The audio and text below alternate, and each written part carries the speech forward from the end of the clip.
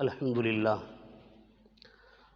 للہ نحمدہ ونستعینہ ونستغفرہ ونؤمن بہ ونتوکل علیہ ونعوذ باللہ من شرور انفسنا ومن سیئات اعمالنا من یہدہ اللہ فلا مضل لہ ومن یضللہ فلا ہادی لہ ونشہد ان لا الہ الا اللہ وحدہ لا شریک لہ ونشہد ان سیدنا ومولانا محمد عبدہ ورسولہ صلی اللہ علیہ وعلی آلہ واصحابہ وازواجہ وذریاتہ وبارک وسلم تسلیما کثیرا کثیرا اما بعد قال اللہ تبارک وتعالی فی القرآن العظیم اعوذ باللہ من الشیطان الرجیم بسم اللہ الرحمن الرحیم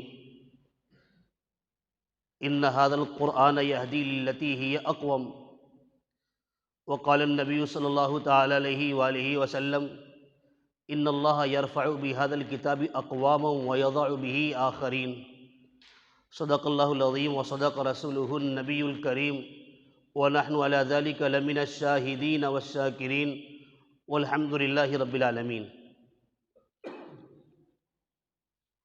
حضرات علماء کرام و عزیز طلباء،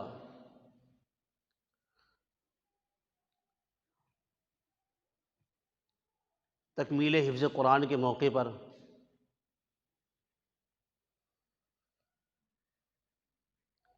دس منٹ کی گفتگو آپ حضرات کے سامنے۔ اللہ تعالیٰ نے یہ قرآن مقدس جو اللہ کی آخری کتاب ہے، اپنے لاڈلے پیغمبر محبوب کبریا تاجدار عرب و عجم حضرت محمد الرسول اللہ صلی اللہ علیہ وآلہ وسلم پر یہ قرآن نازل فرمایا۔ یہ قرآن پوری کائنات کے لیے ہدایت ہے، ہدایت۔ یقیناً جن لوگوں نے قرآن مقدس پر عمل کیا، اللہ تعالیٰ نے ان کو دنیا میں بھی کامیاب کیا ہے اور آخرت میں ان کی کامیابی تو یقینی ہے۔ اس لیے قرآن نے اعلان کر دیا کہ جن لوگوں نے پیغمبر صلی اللہ علیہ وآلہ وسلم کے فرمان پر عمل کیا ہے اور اس قرآن مقدس کے مطابق اپنی زندگی گزاری ہے اور قرآن کے ایک ایک حکموں پر اپنی زندگی کو بسر کیا ہے، اللہ کہتا ہے کہ اولئک الذین امتحن اللہ قلوبہم للتقوی لہم مغفرۃ واجر عظیم۔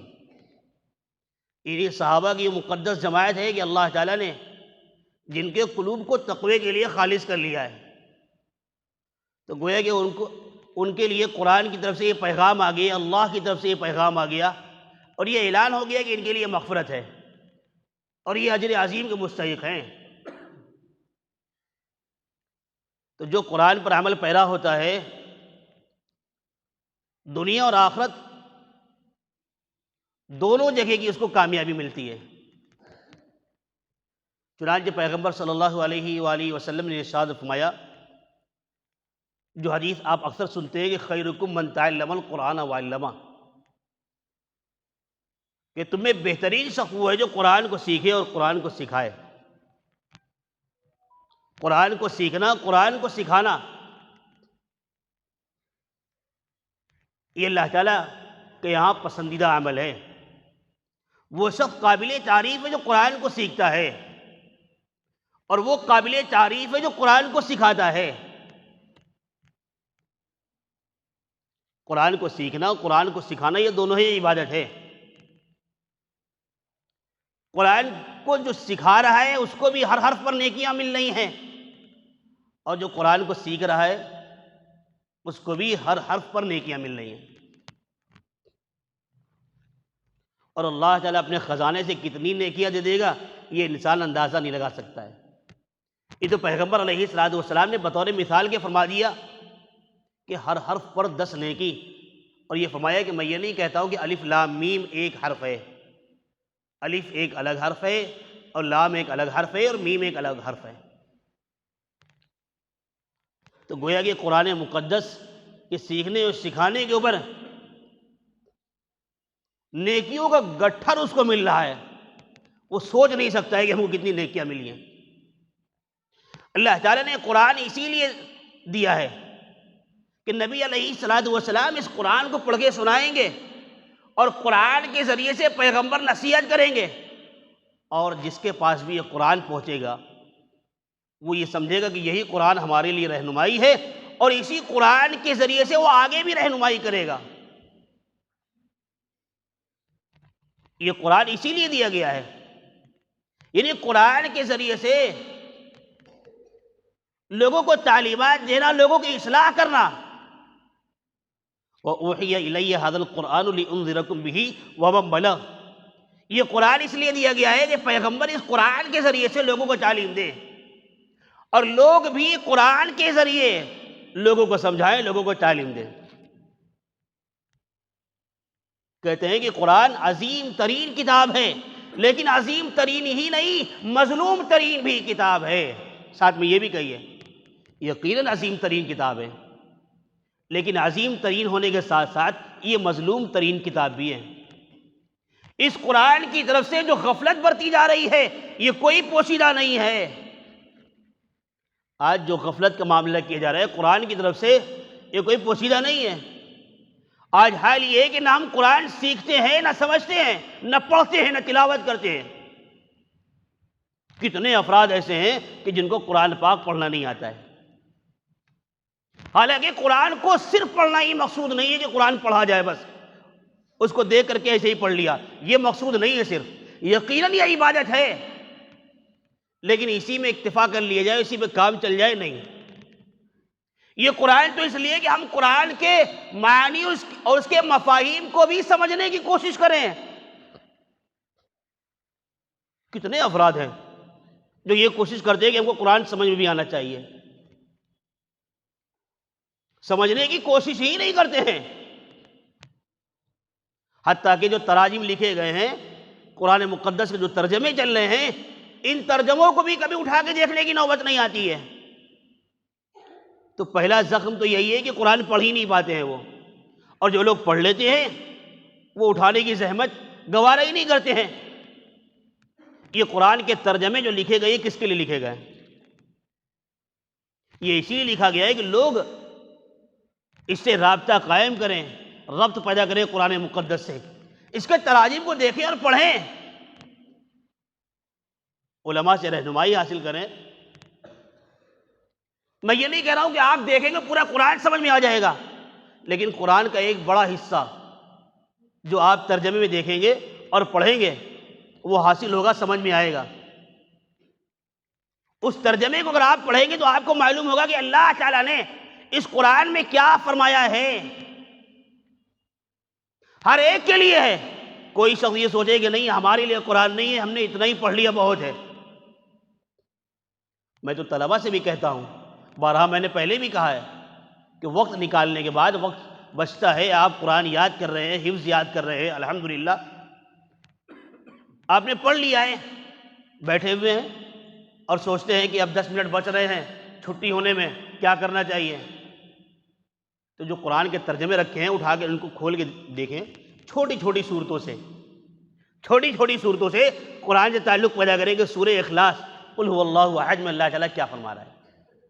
آپ اس کو پڑھیں گے جو لذت محسوس ہوگی، جو مزہ آپ کو آئے گا۔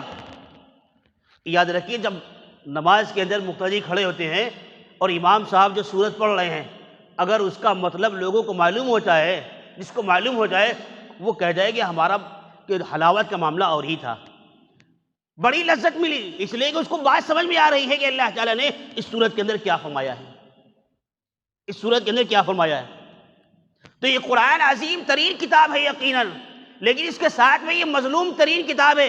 دنیا میں سب سے زیادہ پڑھی جانے والی کتاب قرآن مقدس ہے، لیکن ساتھ میں یہ بھی کہیے بغیر سمجھے پڑھی جانے والی کتاب بھی قرآن مقدس ہے۔ جو سب سے زیادہ پڑھی جا رہی ہے اس کا حال یہ ہے کہ سب سے زیادہ بغیر سمجھے بھی پڑھ رہے ہیں۔ دنیا میں سب سے زیادہ پڑھی جانے والی کتاب قرآن ہے، تو بغیر سمجھے پڑھی جانے والی بھی کتاب قرآن ہے، اور ہم اس کو اپنے لیے باعث فخر سمجھتے ہیں کہ ہم نے کمال کر دیا ہے کہ ہم قرآن کو سمجھتے نہیں ہیں۔ جبکہ یہ ضروری ہے کہ ہم اس کو سمجھنے کی کوشش کریں تاکہ قرآن سے تعلق پیدا ہو ہمارا۔ ہم نے قرآن کو تو خاص کر دیا ہے، کوئی تقریب کا موقع ہو تو دو چار لوگوں کو بلا کے قرآن پڑھوا لیا جائے، کوئی دکان کا موقع ہو تو لوگوں کو بلا لیا جائے، طلباء کو بلا لیا جائے، قرآن خوانی کروا لی جائے، اور انہوں نے قرآن پڑھ دیا، ساری برکتیں حاصل ہو گئی ہیں۔ کسی کا انتقال ہو گیا ہے، دنیا سے رخصت ہو گیا ہے تو قرآن پڑھوا لیا گیا ہے۔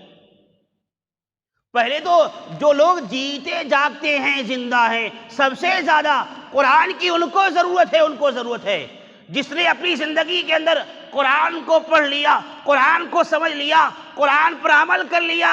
یاد رکھیے اس کے لیے ضرورت نہیں ہے کہ اس کے مرنے کے بعد میں لوگ تمام طلباء کو بلائیں اور کہیں کہ اب آپ پڑھیے، اور لوگوں سے کہتے رہے کہ آپ پڑھ کے اس کے لیے مغفرت کی دعا کر دیجیے۔ ہر فرد کو چاہیے کہ قرآن مقدس کو سیکھے، قرآن کا علم حاصل کرے۔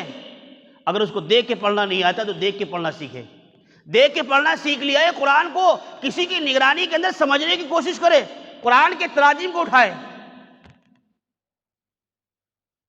اور ان ترجموں کو جو لکھے گئے ہیں ترجمے ان کو پڑھے دو۔ جب یہ تراجم دیکھے جائیں گے، یہ ترجمے پڑھے جائیں گے، قرآن کے ساتھ میں ایک تعلق پیدا ہو جائے گا، قرآن کے ساتھ میں ایک ربط پیدا ہوگا۔ اگر ایک مسلمان کا قرآن سے تعلق نہیں ہے اور وہ بڑا فخر محسوس کرتا ہے، ہم سے بڑا کوئی مومن نہیں ہے، ہم سے بڑا کوئی جو ہے عاشق نہیں ہے، ہم سے بڑا کوئی محب نہیں ہے، یہ دیوانگی کی بات ہے کہ نہیں ہے؟ قرآن بھی پڑھنا نہیں آتا ہے، سمجھنا تو دور کی بات ہے، اور وہ کہتا ہے کہ ہمارا تعلق اللہ کے ساتھ میں جڑا ہوا ہے۔ یہ تعلق ہے کہ اللہ نے قرآن میں کیا فرما دیا ہے یہی نہیں معلوم ہے۔ اس لیے قرآن مقدس کو صرف اور صرف محض دیکھ کر پڑھ لینے پر اکتفا کر لینا یہ کافی نہیں ہے، یہ کافی نہیں ہے۔ یہ بات اچھی طریقے سے ذہن نشین لوگ کر لیں کہ قرآن کو محض دیکھ کے پڑھنے لگے اور یہ سوچے کہ ہم نے قرآن کا حق ادا کر دیا ہے۔ ہرگز اس نے قرآن کا حق ادا نہیں کیا ہے۔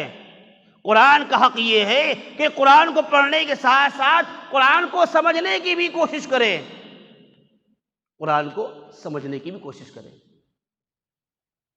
اللہ تعالی ہم سبوں کو دلچسپی کے ساتھ، دل جمعی کے ساتھ قرآن مقدس پڑھنے کی اور سمجھنے کی اور اس پر عمل کرنے کی توفیق عطا فرمائے۔ وآخر دعوانا ان الحمد للہ رب العالمین۔